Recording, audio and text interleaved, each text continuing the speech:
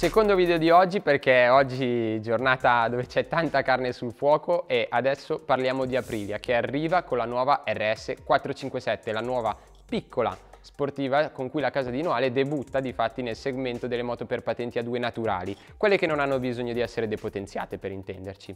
La nuova arrivata è svelata in occasione della tappa di Misano della MotoGP, va a presidiare un segmento nel quale Aprilia non aveva ancora voce. Infatti la RS 457 si scontra per cilindrata con modelli come la nuova Triumph Speed 400, ma soprattutto con le sportive dal cuore piccolo e il vestito da grandi come la KTM RC 390, la Yamaha R3, la Kawasaki Ninja 400 e la CF Moto 450. L'ingresso in questo segmento da parte degli uomini di Noale è come ci hanno sempre abituato a fare, quindi con tanta raffinatezza, ma adesso ci arriviamo.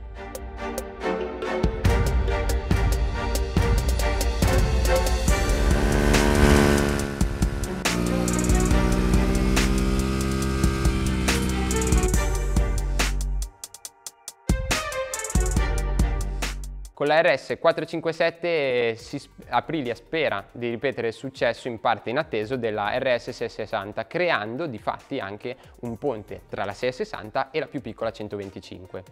E poi dai, se la 457 spopolasse tra i giovani piloti potremmo magari vedere un campionato dedicato ai giovani come gli storici Aprilia Challenge o magari una branca del trofeo RS 660 che non sta andando affatto male. Comunque non lo sappiamo ancora, ma ci piacerebbe molto e siamo pronti a scommettere anche che questa nuova piattaforma non sia stata sviluppata per vestire solamente i panni della sportivetta e azzardiamo altri due nomi che potrebbero abbracciare la nuova cilindrata, Tuono e Tuareg.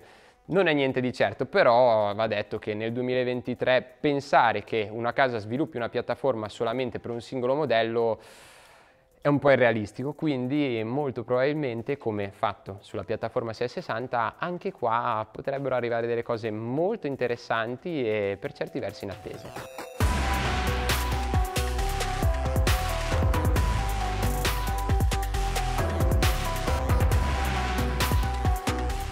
Ma torniamo a parlare della protagonista di questo video, che si fregia del nome RS e non è un caso perché proprio come le sorelle maggiori ha la doppia carena anteriore e il silenziatore sotto pancia con scarico 2 in 1.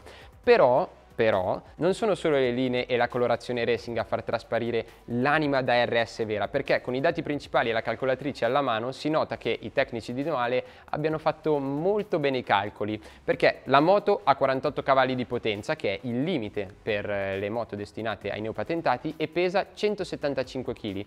Questo, infatti, è il valore minimo per rispettare il rapporto peso-potenza imposto dai regolamenti per la patente A2. E poi da sottolineare assolutamente che ogni componente è stato progettato e ingegnerizzato in Italia.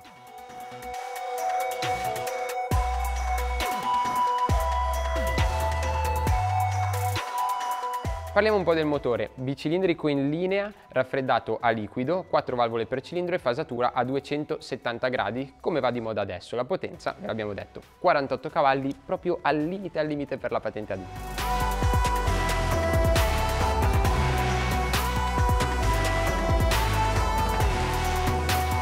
Per quanto riguarda la ciclistica invece il telaio, quello è il masterpiece della moto, in alluminio ed è l'unico nel segmento e come per la RS 660 sfrutta il basamento del motore come elemento portante.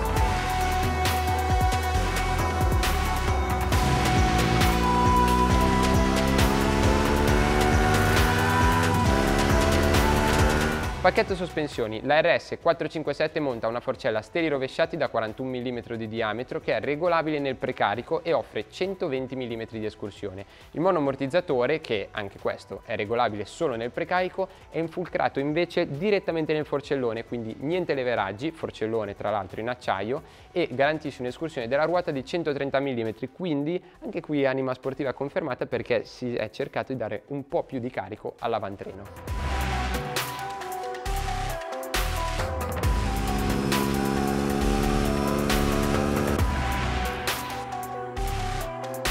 Reparto freni davanti, dato il peso e la potenza, disco singolo da 320 mm, mentre il posteriore è da 220 mm.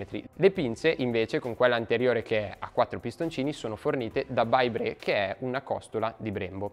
Il tutto poi è accompagnato da un ABS a 2 canali con una doppia mappa di utilizzo, infatti è possibile scegliere se tenerlo attivo su entrambi gli assi o solamente sull'asse anteriore. Piccola chicca poi, la leva del freno è regolabile nella distanza, che non è cosa comune in questo segmento e soprattutto farà felice chi ha le dita più corte.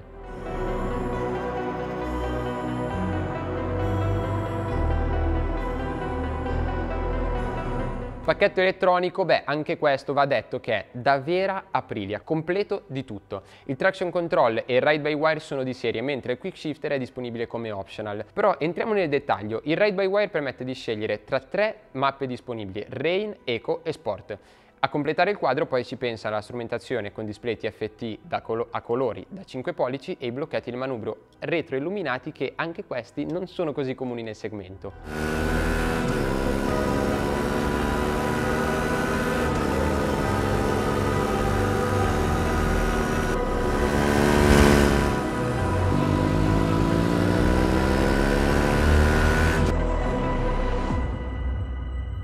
Pur essendo una piccola, la 457 è senza dubbio una RS in tutto e per tutto, proprio come le sorelle maggiori 660 e 1100. Chiaramente va contestualizzato anche il segmento di appartenenza, non abbiamo informazioni relative al prezzo, ma ci aspettiamo che sia abbastanza competitivo nel segmento, nonostante la presenza di alcune chicche, non tanto come la leva del freno anteriore regolabile, quanto come il telaio in alluminio, che è unico nel segmento, l'abbiamo detto, ed è una cosa che contraddistingue tutte le RS. Quindi per questo, vista anche la completezza del pacchetto elettronico, sempre contestualizzato al segmento, ci sentiamo di affermare che la nuova arrivata sia veramente un RS, o che almeno è degna di questa sigla.